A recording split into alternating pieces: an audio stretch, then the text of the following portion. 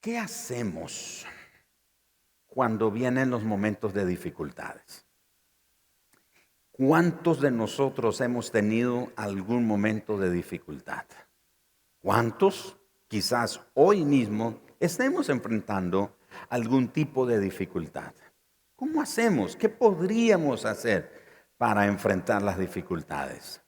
Las dificultades están a la orden del día. Usted y yo no nos podemos levantar una mañana y decir, hoy no quiero dificultades. Es imposible. Es como que usted se levante en la mañana y diga, hoy no quiero que haya sol. Imposible. Porque aunque usted no vea el sol siempre está ahí.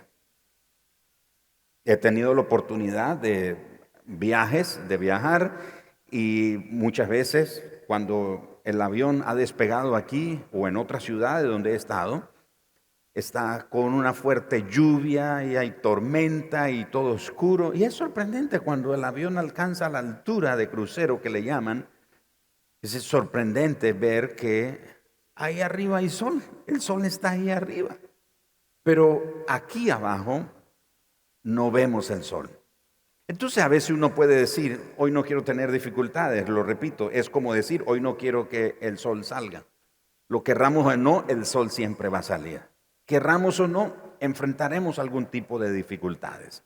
¿Qué hacemos entonces cuando vienen esos momentos? ¿Qué es lo que debemos hacer? ¿Cuáles serían las recomendaciones que la palabra de Dios nos da al respecto? Y ahora, cuando hablamos de dificultades, tenemos que tener en cuenta que nos referimos también a tribulación, a aflicción y a angustia. Esas tres palabras, tribulación, angustia y aflicción, son parte de lo que podemos llamar también dificultades. Así que dificultades, tribulación, angustia o aflicción es lo mismo, ¿ok? No las categorice o no las ponga en un punto y en otro a cada una de ellas, porque son lo mismo. Tribulación, angustia, aflicción o dificultad es lo mismo. Ahora, la tribulación, en el original griego, esa palabra tribulación significa en principio estrechez. Cuando estamos en un momento de tribulación, es un momento de estrechez. Y esa estrechez es en todo el sentido de la palabra. Puede ser a veces un espacio bien reducido donde uno vive. Nosotros, mi familia y yo, por 14 años rentamos casa donde vivir. Y uno de los lugares más difíciles que nos tocó vivir era un cuartito tan pequeño. Teníamos a Gerald y a Keren únicamente en ese momento.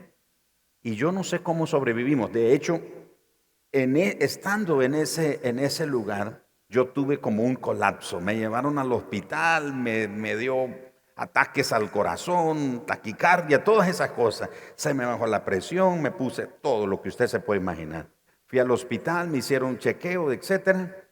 Y el doctor dijo, no, está bien, no tiene nada.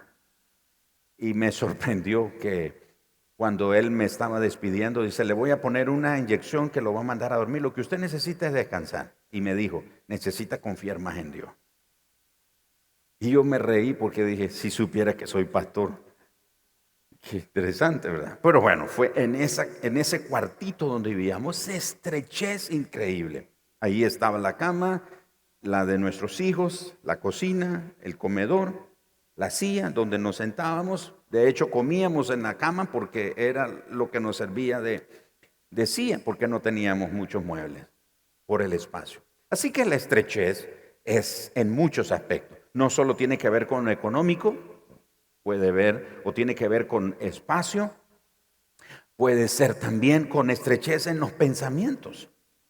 De hecho, este domingo voy a compartir algo que tiene que ver con los pensamientos, así que no se lo pierda esa palabra que vamos a compartir, pero la estrechez puede afectar también los pensamientos. Tenemos una estrechez de mente o de pensamiento que nos hace pensar en una forma limitada y escasa. También la tribulación tiene que ver con aflicción, con oprimir, tiene que ver con amontonar, por ejemplo, un gran peso que sea difícil de soportar. De hecho, la palabra tribulación también tiene una descripción que la cultura de tortura que los soldados romanos tenían era sorprendente. Y la palabra tribulación tiene en parte también su origen ahí.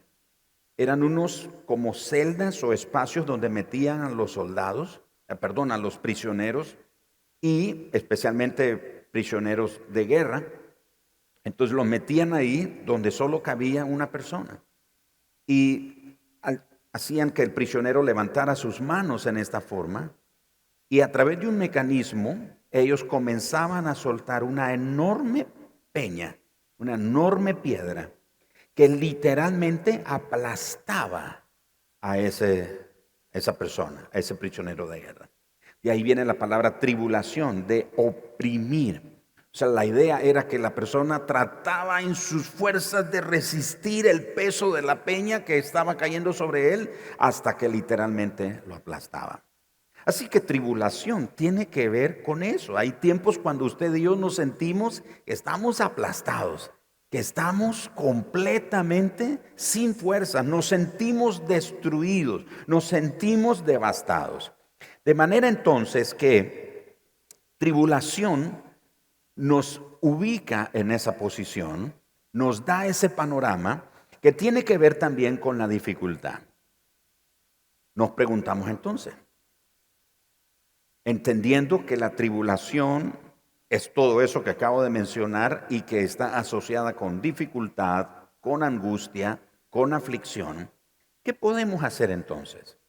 Cuando las dificultades o las tribulaciones se intensifican, no solo cuando vienen, sino cuando se intensifican. Porque, como a veces suelo decir yo, hay momentos en nuestra vida en las que uno ni bien ha terminado de salir de una situación cuando ya está metido en otra situación uno. ¿A cuánto le ha sucedido eso? Y se dice, pero ¿qué pasa? Unos lo llaman el karma, otros lo llaman mala suerte, otros lo llaman sal. Me levanté salado, me levanté con el pie izquierdo, dice la gente, porque no termino de una y ya estoy con otras cosas en mi vida, otras dificultades. Así que, ¿qué hacemos cuando se intensifican? Romanos capítulo 12, versículo 12, nos da la respuesta. Romanos 12 nos presenta 3 ejercicios espirituales que pueden ayudarnos a nosotros a enfrentar las dificultades. Y escuche lo que acabo de decir, a enfrentarlas, no a evitarlas. No podemos evitar las dificultades. Van a venir, las vamos a enfrentar, nos van a alcanzar. Por eso dice, pastor, yo no recibo esa palabra, la rechazo. O como dicen otros, cruz, nada de eso. Haga lo que usted quiera sobre eso, pero esa es la verdad. Las dificultades nos van a llegar en un momento u otro, de una u otra manera. Entonces, cuando vengan las dificultades, lo que Romanos 12 nos da son la estrategia de 3 ejercicios espirituales que pueden ayudarnos a enfrentarla, no a evitarlas, no a pedir que no vengan, sino cómo podemos enfrentarlas. No solo para pasarlas, sino para permitir que Dios nos transforme a través de ellas. Las tribulaciones o las dificultades son como las olas. ¿A cuánto les gusta el mar? O sea, ir al mar, bañarse en el mar. A ver, levanten la mano, ¿cuántos les gusta? Muchos aquí les gusta ir al mar. Y de esos que les gusta ir al mar a bañarse, no pasan de la orilla. O sea, van al mar a bañarse, pero de arena. Les dan unas revolcadas las olas, porque no pasan de ahí. Y notó usted que una persona cuando está siendo embestida por una ola, y si el mar está embravecido o fuerte el oleaje, resulta difícil que la persona se pueda levantar, que pueda ponerse en pie, porque una y otra ola viene sobre el cuerpo de esa persona. Así que las dificultades, hermanos, no se trata solo de pasarlas. Voy a tratar de explicar esto. No se trata solo de que están pasando sobre mí y como las olas, ahí vienen sobre mí y viene otra ola y viene otra ola. No, no, tiene que haber una transformación en nosotros. Con cada dificultad que enfrentamos, tenemos que crecer. Nuestra fe tiene que crecer. Nuestra confianza en el Señor se tiene que fortalecer. La esperanza que tenemos en el Señor y en sus promesas tiene que fortalecerse. ¿Me estoy explicando?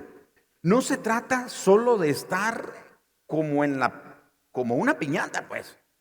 ¿Vio que la piñata no se defiende? La agarran a la pobre piñata y le dan con toda la fuerza.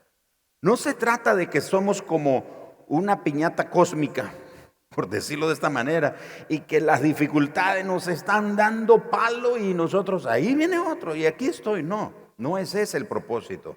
El propósito es que cada dificultad, cada tribulación o aflicción nos transforme, que Dios la use para transformar nuestra vida. Así que si nosotros mantenemos en esa perspectiva, vamos a poder identificar muy bien estos tres ejercicios, los vamos a poner en práctica muy bien. El primero de ellos, según Romanos 12:12, es alegrarse por la esperanza segura que tenemos. Lo voy a repetir para los que toman nota. Alegrarse por la esperanza segura que tenemos. Romanos 12, verso 12, lo dice de esta manera. Gozosos en la esperanza. Detengámonos ahí. Gozosos en la esperanza. Muchos creyentes hemos tenido o hemos malinterpretado el aspecto del gozo dentro de las tribulaciones. Yo he oído, y creo que yo en algún momento lo he dicho, y debo de decir que ha sido una mala interpretación que hemos tenido al respecto de el gozo en las tribulaciones. Porque a veces oímos a hermanos que está animando a otro hermano. Hermano, deje de estar llorando, deje de estarse quejando, deje de estar así decaído, como que si nunca va a sobrevivir o salir de esta situación. Alégrese en la tribulación, alégrese por la tribulación. Hermanos, el texto bíblico no dice que nosotros debemos alegrarnos por la tribulación. El gozo es el resultado de la esperanza que tenemos en Dios. ¿Me estoy explicando? O sea, si llora, el apóstol Pablo lo dijo, si alguno llora, ¿qué tenemos que hacer? Vamos a llorar con él. Si alguno está alegre, pues vamos a alegrarnos con él. Bueno, el apóstol Santiago fue quien dijo eso. Si alguno está alegre, que cante alabanza. Si alguno está triste, si alguno está afligido, o sea, es normal. No podemos evitar el sentimiento que tenemos o la emoción que tenemos. Pero es un error decirle a otro hermano, vamos hermano, quite esa cara de esa tribulación, alégrese, sonría, vamos, y le hacemos una sonrisa al hermano. La tribulación no produce gozo, sino pregúntenle al prisionero que estaba siendo aplastado por esa piedra, ¿tiene gozo? Alégrate. No. Lo que le produce el gozo al creyente es la esperanza que tiene en Dios. Y ese gozo que le provoca, la esperanza que tiene en Dios, es lo que le permite tener una actitud diferente en medio de la tribulación. Entonces, la próxima vez que usted esté en una tribulación, en una dificultad y se sienta afligido, preocupado, es normal. Lo que no es normal es que usted se quede el resto de su vida ahí. Lo que no es normal es que usted pierda de vista que usted tiene una esperanza en Dios. Y esa esperanza en Dios es viva. Esa esperanza en Dios es eficaz. Y esa esperanza es la que le tiene que producir gozo en su corazón. Por eso dice el versículo 12, gozosos, ¿en qué cosa? Díganlo conmigo, gozosos en la esperanza. Y el apóstol Pablo nos enseña que la esperanza no es un sentimiento o un anhelo que tenemos, es una persona, y esa persona se llama Jesucristo. Después en vosotros, la esperanza de gloria. ¿Quién? Cristo. Cristo es en nosotros la esperanza de gloria. Así que, mis hermanos, ha sido un error pensar que debemos de gozarnos en la tribulación o pensar que la tribulación me tiene que producir gozo. ¿Cuántos se han dado un martillazo en el dedo? ¿Cuántos se tropezaron y se pegaron con el dedo chiquito del pie? ¿Y cuántos en ese momento dijeron, aleluya, gloria a Dios, santo vive, qué sé yo? No, si en ese momento usted tenía ganas de, usted sabe.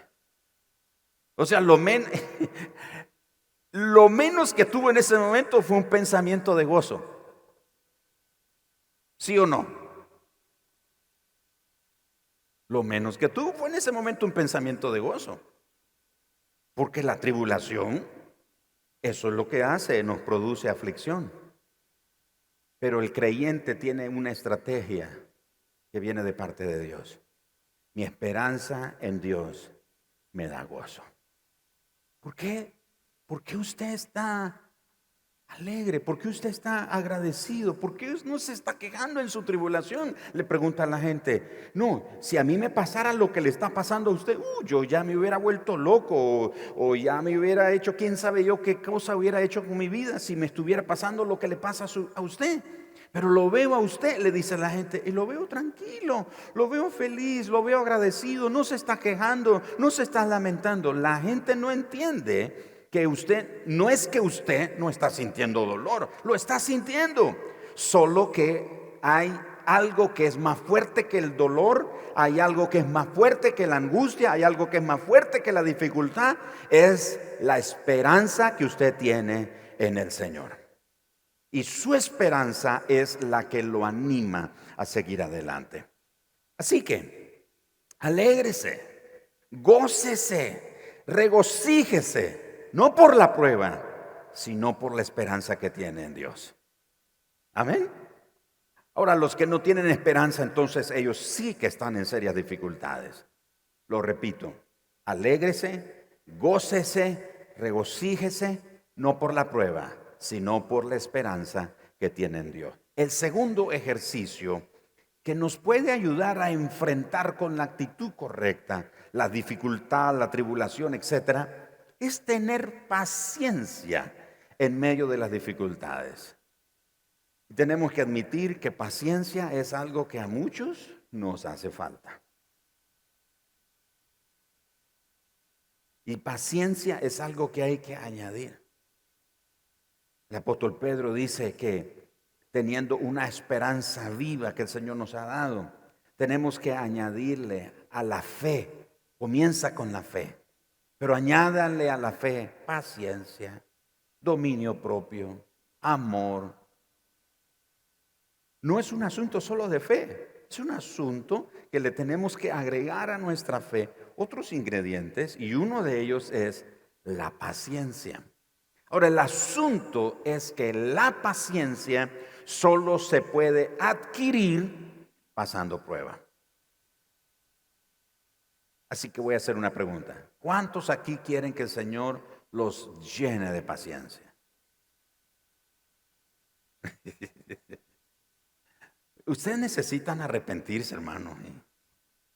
Necesita rendir su vida al Señor. Sí, hermano, no hay otra manera. No hay otra manera de obtener paciencia más que a través de la prueba, a través de la dificultad. ¿No dice también el apóstol Pedro que la fe, mucho más preciosa que el oro, tiene que ser probada? Y la fe está conectada con la paciencia. Así que el segundo ejercicio para los que toman nota es tener paciencia en medio de las dificultades. Así que ya que podemos gozarnos en la esperanza, entonces podemos tener paciencia en la tribulación.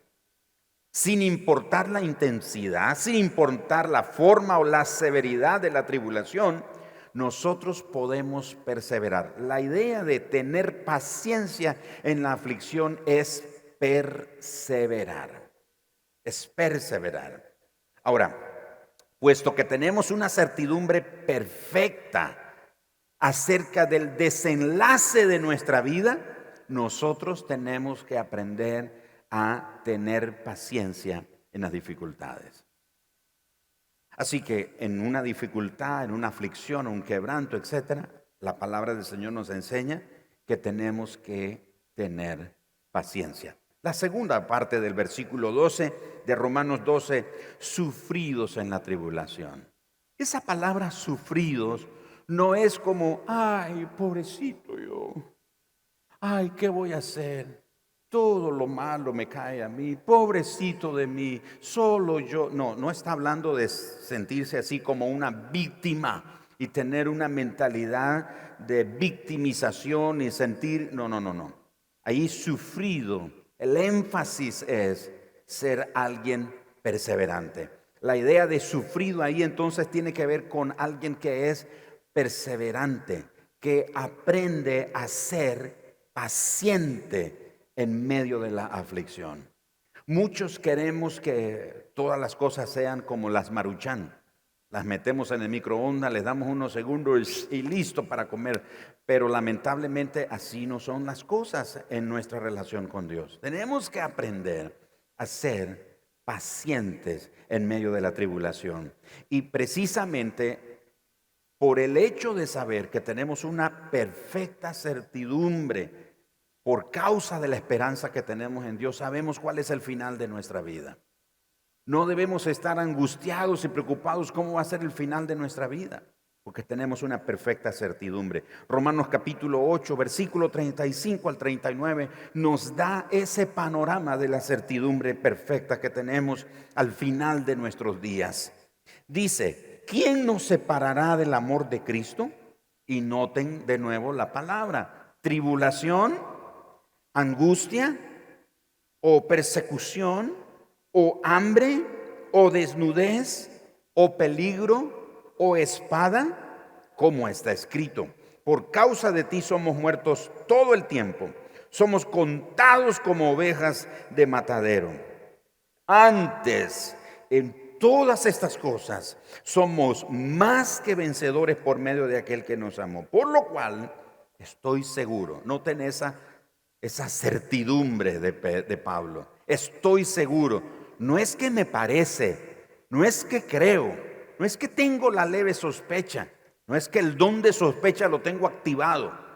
No, tengo la certidumbre. Estoy seguro de que ni la muerte, ni la vida, ni ángeles, ni principados, ni potestades, ni lo presente, ni lo porvenir, ni lo alto, ni lo profundo, ni ninguna otra cosa creada nos podrá separar del amor de Dios que es en Cristo Jesús, Señor nuestro. El Señor merece un aplauso por esa verdad esta noche. Si usted cree eso en su corazón, déle ese aplauso al Señor de verdad, sí. ¿Sabe por qué, hermano? Porque tener paciencia en medio de la dificultad, en medio de la aflicción, es tener esa certidumbre, esa seguridad de que venga lo que venga, no importa cuán intensa sea la aflicción o la tribulación, la severidad, la forma o el tiempo que dure, usted y yo podemos tener esta seguridad. Sé cuál es el final de nuestra vida. Si en algún momento nos tocara, como llegará en algún momento para todos nosotros, tener que enfrentarnos a la eternidad, ser llamados delante del trono de Dios, pues hermanos, la Biblia dice, el apóstol Pablo dice que no hay nada que nos pueda separar del amor de Dios. Y Pablo menciona una lista de cosas y dice él, por si acaso se me olvidara algo, por si acaso hubiera algo que se escapa de mi conocimiento o de mi conciencia, Pablo dice, ninguna otra cosa creada nos podrá separar del amor de Dios que es en Cristo Jesús. La tribulación no te va a separar del Señor. La dificultad no va a separarte del Señor. No hay nada en este mundo que logre separarte del Señor.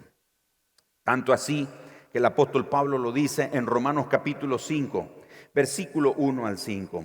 Vaya conmigo a Romanos capítulo 5, verso 1 al 5. Justificados pues por la fe, tenemos paz para con Dios por medio de nuestro Señor Jesucristo, por quien también tenemos, wow, mira esto, por quien también tenemos entrada por la fe a esta gracia en la cual estamos firmes y nos gloriamos en la esperanza. ¿Nota eso?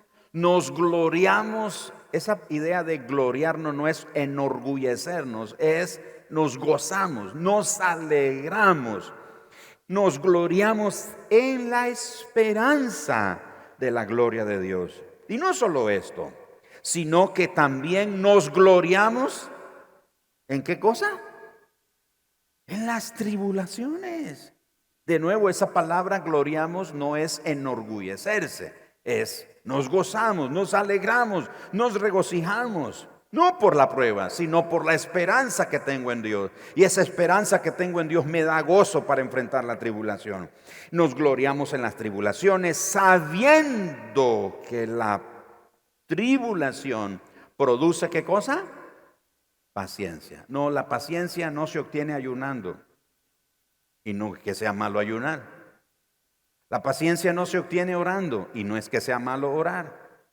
La paciencia no se tiene repartiendo comida a los necesitados. Y no es que no hay que hacerlo. La única manera de obtener paciencia es a través de la tribulación. Usted nunca, yo nunca voy a tener claro, no voy a dimensionar la forma en la que puedo obtener paciencia en mi vida si nunca paso una tribulación, si nunca paso una dificultad. Así que dice, nos gloriamos en las tribulaciones sabiendo que la tribulación produce paciencia. Y la paciencia que produce prueba. Ahora, esa palabra prueba no es dificultad de lo que estamos hablando. Esa palabra prueba es como control de calidad. ¿Me explico cuando digo control de calidad? ¿Verdad? Es decir, está aprobado. Pablo le dijo a Timoteo, preséntate al Señor como obrero aprobado, que no tiene de qué avergonzarse, que usa bien la palabra de verdad. Así que Pablo dice aquí, y la paciencia prueba. Es decir, la paciencia te da esa capacidad de poder mostrar, dar testimonio que has crecido. Y la prueba te da esperanza. Y la esperanza no avergüenza, porque el amor de Dios ha sido derramado en nuestros corazones por el Espíritu Santo que nos fue dado. Así que ese es el segundo ejercicio. Espero que estemos bajando algunas calorías al hacer estos ejercicios. Y el tercer y último ejercicio, seguir orando con toda perseverancia. Seguir orando. Escuche lo que acabo de decir. Seguir orando.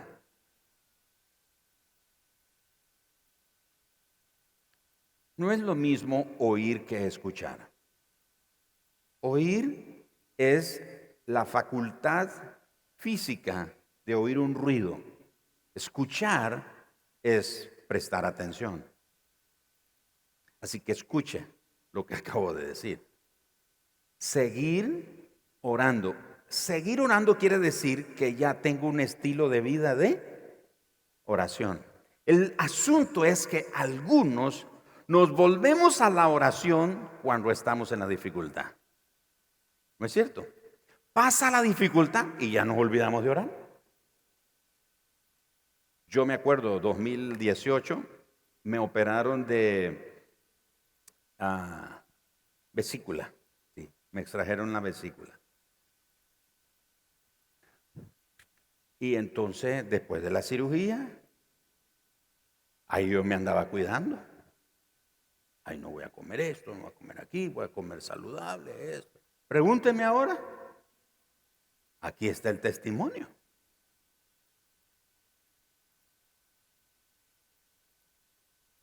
¿Qué significa?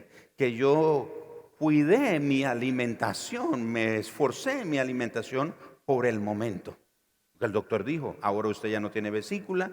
Y la vesícula es el que filtra la grasa. Así que si usted no tiene vesícula, toda la grasa se le va a quedar. Dice, no, yo tengo que cuidarme. Mi piancito cocido. Nada de nacatama. El otro día el pastor Edén me regaló una tamuga, me la comí. Me invitaron el otro día a unos nacatamales. Vino el pastor Lalo y me dice, llévame a Granada a comer vigorón. Me comí mi vigorón. Porque es mal testimonio traer un invitado y no comer vigorón con él. ¿Me estoy explicando, hermano? O sea, muchos en la oración nos volvemos a ella en la dificultad. Pasa el calor de la dificultad y ya nos olvidamos. Pero no estoy hablando de eso. El texto no está hablando de eso. El texto dice, sigue orando. En otras palabras, cultiva un estilo de vida de oración. La segunda o tercera parte del versículo 12 de Romanos 12 dice, constantes en la oración. Así que uno de los propósitos por los cuales el Señor permite que sus hijos pasemos dificultades es precisamente acercarnos a Él. Dios tiene como propósito acercarnos a Él. En una tribulación lo que Dios quiere es que nos acerquemos a Él, pero que nos quedemos con Él. Wow, y esto es tremendo. Miren, wow, más bien sí, mire y escuche.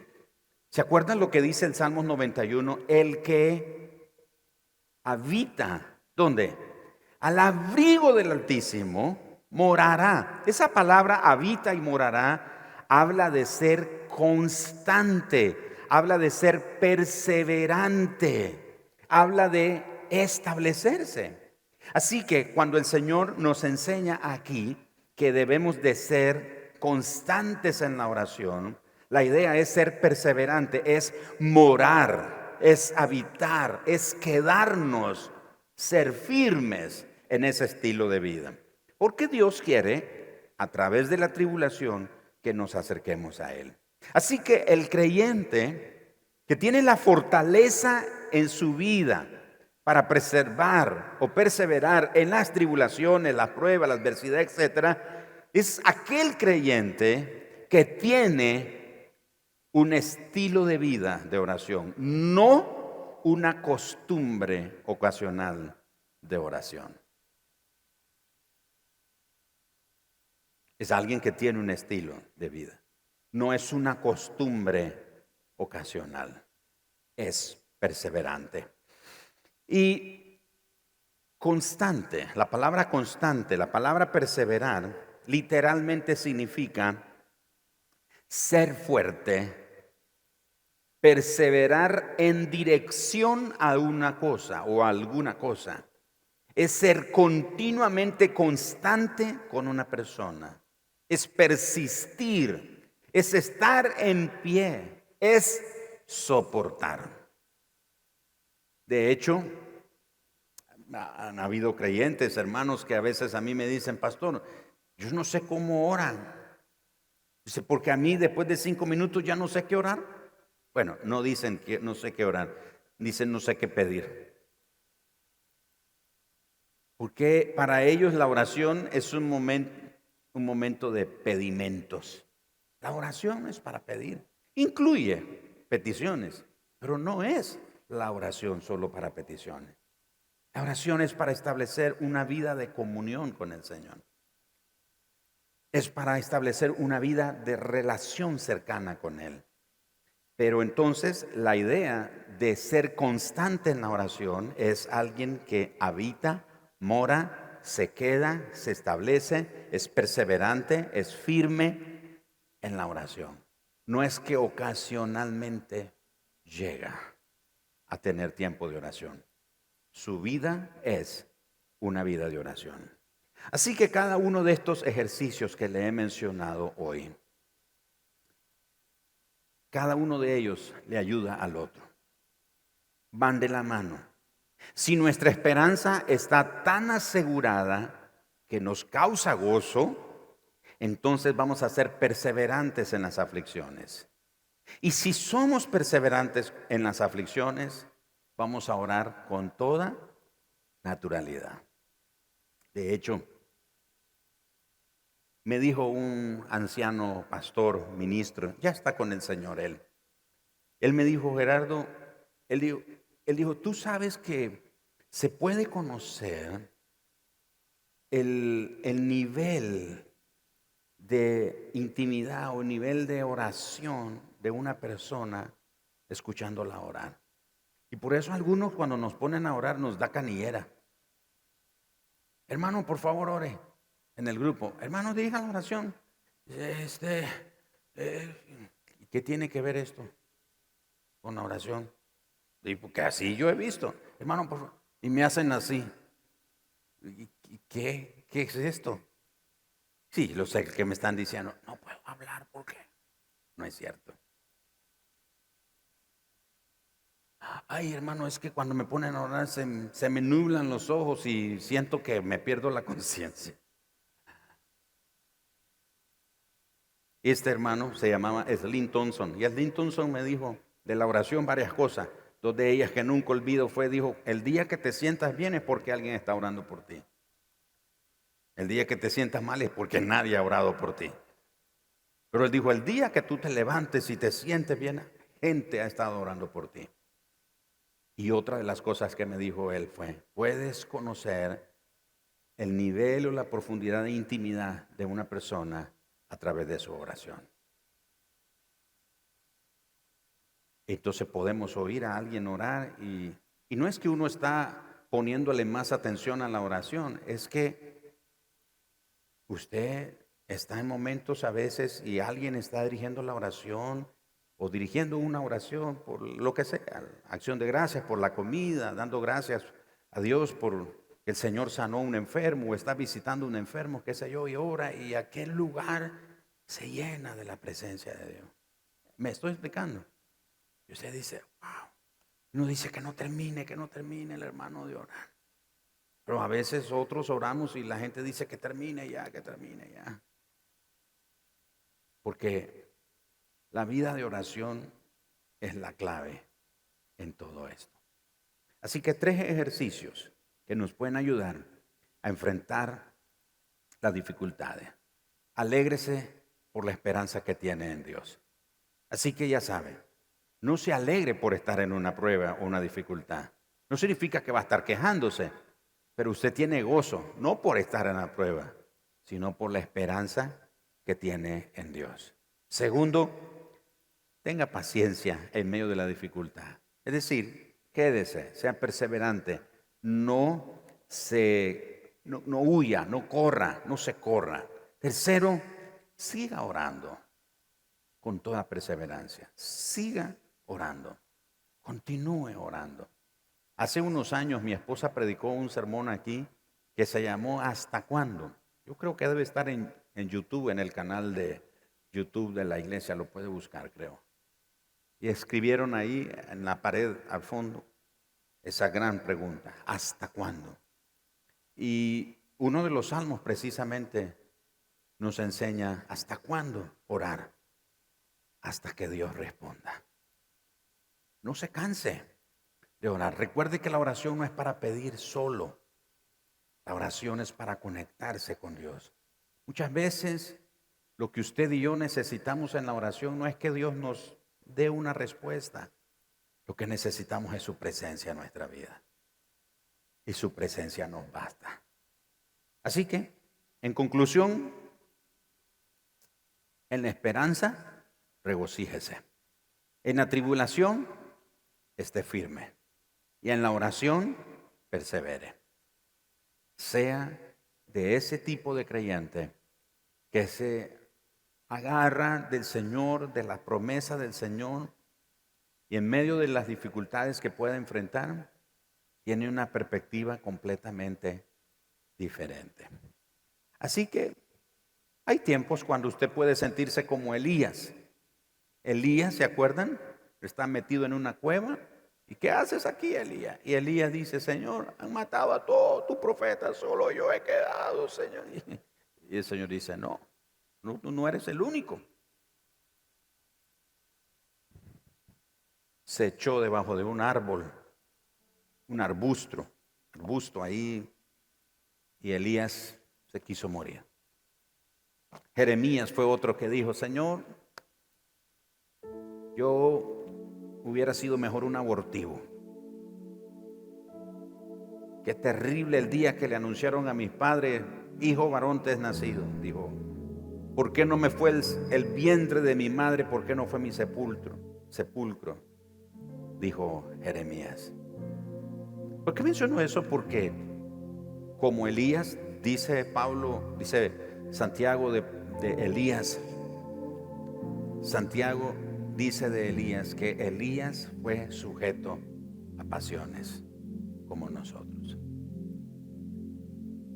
Así que si se ha sentido triste, está bien, pero lo que no está bien es que se quede ahí, porque usted tiene una esperanza, y la esperanza que usted tiene es viva.